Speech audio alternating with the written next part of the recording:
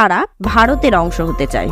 কাশ্মীরের রাজা হরি সিং পাকিস্তানের সঙ্গে একটা স্ট্যান্ড স্টিল এগ্রিমেন্ট সাইন করেন। ভারত ও পাকিস্তানের মধ্যে কাশ্মীর নিয়ে যুদ্ধের সূত্রপাত এখান থেকেই শুরু হয়েছিল।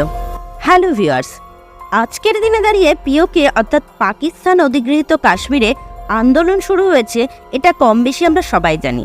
এই আন্দোলনের কারণ হলো যে পিওকের বাসিন্দারা দাবি করেছে যে পাকিস্তান সরকার তাদের থার্ড ক্লাস সিটিজেন হিসেবে ট্রিট করে এবং তারা ভারতের অংশ হতে চায়। এই নিয়ে পাকিস্তানের অনেক অ্যাক্টিভিস্ট ও ভারতের পক্ষ নিয়ে কথা বলেছে। কারগিল স্কর্দুপ খোল দো, টুটে রিশতে জোড় দো, দে আর রেডি টু জয়েন ইন্ডিয়া। কিন্তু এটার আসল কারণই বা কি, এই আন্দোলনের ইম্প্যাক্টই বা কি হতে পারে, সেটা আমরা জানবো পরের ভিডিওতে। আজকের ভিডিওতে আমরা খুব ছোটর উপর জানার চেষ্টা করব যে এই কাশ্মীর নিয়ে দুই দেশের বিবাদের সূত্রপাত কি করে হলো আর কেনই বা সেই বিবাদ এখনো চলেছে। আর যারা আজকে আমরা প্রথমবারের জন্য দেখছেন তাদের জন্য বলে রাখি, আমি মৌমিতা, আপনারা দেখছেন unboxing fact. Welcome to our channel. যারা এখনো আমাদের চ্যানেলটিকে সাবস্ক্রাইব করেনি তারা প্লিজ সাবস্ক্রাইব করে দেবেন আর পাশে থাকা বেল আইকনটি অলে প্রেস করে রাখবেন। আর যদি আপনি এই ভিডিওটি ফেসবুকে দেখে থাকেন তাহলে অবশ্যই আমাদের পেজটিকে ফলো করে রাখবেন। আজকের দিনে দাঁড়িয়ে আমরা ভারতের যে ম্যাপ দেখি সেটা ব্রিটিশ রাজত্বকালে পুরো অন্যরকম ছিল। প্রায় 565টা স্টেটে আলাদা আলাদা রাজার বা জমিদারির রাজত্ব ছিল। অনেকের মতে আজকের এই যে দেশ, সেই দেশকে এক জায়গায় করে দেওয়ার পুরো কৃতিত্ব ব্রিটিশদের, কিন্তু এটা পুরোপুরি মিথ্যে। কারণ ব্রিটিশরা আমাদের সবসময় ভাঙারই চেষ্টা করে গেছে, আমাদের দেশকে লুট করে গেছে। ব্রিটিশ লুট নিয়ে আমরা অলরেডি একটা ডিটেলস ভিডিও বানিয়েছি, যার লিঙ্ক ওপরের আই বাটন আর পিন কমেন্টে দেয়া থাকলো, অবশ্যই দেখে নেবেন। ব্রিটিশরা যাওয়ার আগে প্রতিটা স্টেটের রাজাদের 3টি অপশান দিয়েছিল, নয় ইন্ডিয়ার অংশ হও, নয় পাকিস্তানের অংশ হও, নয় পুরোপুরি স্বাধীন থাকো।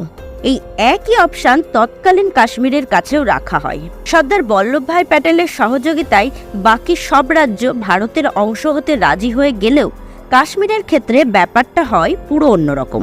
তৎকালীন কাশ্মীরের রাজা হরি সিং এর সামনেও 3টি অপশন থাকলেও তিনি জানান তিনি স্বাধীন থাকতে চান, কিন্তু লর্ড মাউন্টব্যাটেন সরাসরি রাজা হরি সিংকে বলেন যে তিনি স্বাধীন থাকলে ব্রিটিশ সরকার তার স্ট্যাটাস গ্রহণ করবে না।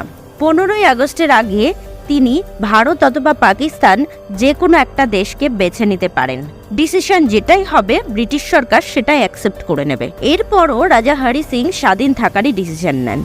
এরপর শুরু হয় দর কষাকষি। কাশ্মীরের রাজা হরি সিং পাকিস্তানের সঙ্গে একটা স্ট্যান্ড স্টিল এগ্রিমেন্ট সাইন করেন, কিন্তু সেই এগ্রিমেন্ট ইন্ডিয়া সাইন করেনি।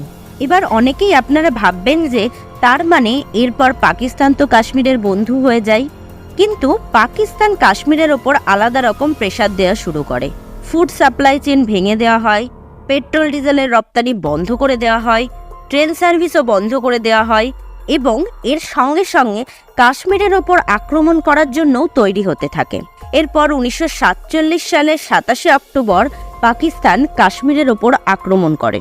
এরপর পাকিস্তান আর্মি যখন শ্রীনগর দখল করার মুখে, তখন রাজা হরি সিং বুঝতে পারেন যে তার পক্ষে আর এই আক্রমণকে প্রতিহত করা সম্ভব নয়। সেই কারণে তিনি তখন ভারত সরকারের সাহায্য চান।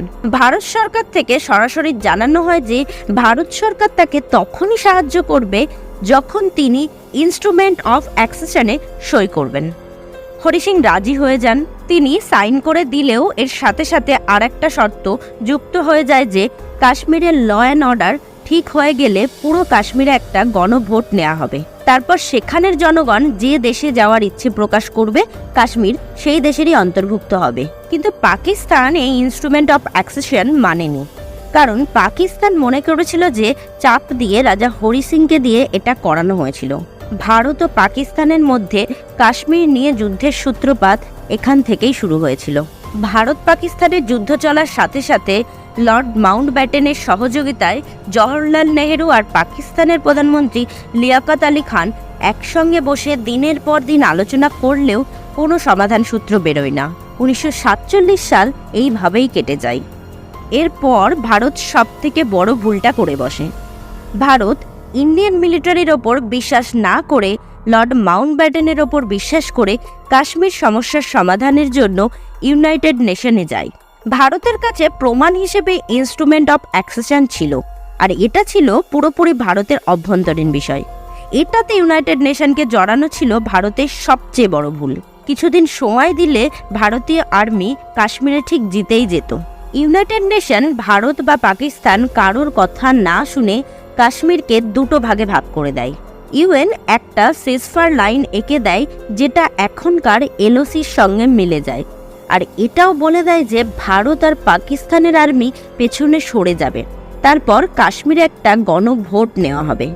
কিন্তু পাকিস্তান প্রথম থেকে দাবি করে আসে যে কাশ্মীরে পুরোপুরি আইনশৃঙ্খলা ঠিক না হলে গণভোট নেওয়া কোনোভাবেই সম্ভব নয়। ইউএনের এই হস্তক্ষেপের জন্যই ইন্ডিয়া ফোর্সও আটকে যায়, আর কাশ্মীরকে পুরোপুরিভাবে পাকিস্তান আর্মির দখল থেকে এখনও বের করা সম্ভব হয়নি।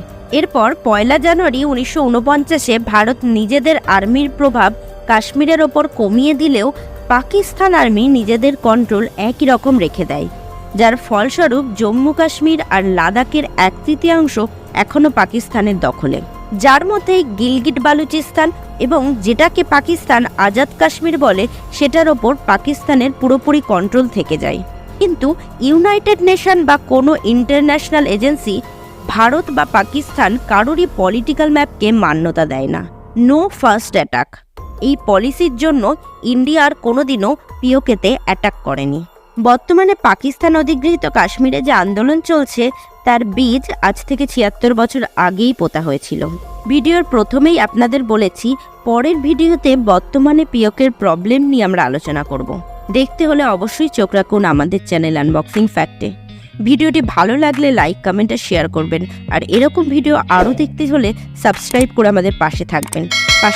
ভালো থাকবেন, সুস্থ থাকবেন।